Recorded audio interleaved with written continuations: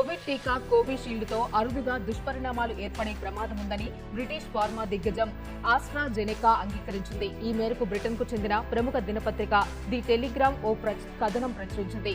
Covishield టీకా వల్ల అరుదైన సందర్భాల్లో రక్తం గడ్డగట్టడానికి, ప్లేట్లెట్ కౌంట్ పడిపోవడం వంటి పరిస్థితులకు దారితీయవచ్చని కోర్టుకు సమర్పించిన దస్త్రాల్లో పేర్కొన్నట్లు తెలిపింది. ఆస్ట్రాజెనెకాపై బ్రిటన్ లో పదుల సంఖ్యలో కేసులు నమోదయ్యాయి. కోవిషీల్డ్ కరోనా టీకా అనేక సందర్భాల్లో మరణాలతో పాటు తీవ్ర గాయాలకు కారణమైనట్లు ఆరోపిస్తూ బ్రిటన్ హైకోర్టులో 50 మందికి పైగా బాధితులు 100 మిలియన్ పౌండ్ల నష్టపరిహారం కోరుతూ కేసులు వేశారు. ఈ ఆరోపణలను తోసిపుచ్చిన ఆస్ట్రాజెనెకా అరుదైన సందర్భాల్లో సైడ్ ఎఫెక్ట్స్ కలిగే అవకాశం ఉందని ఫిబ్రవరిలో కోర్టుకు సమర్పించిన ఓ నివేదికలో పేర్కొంది.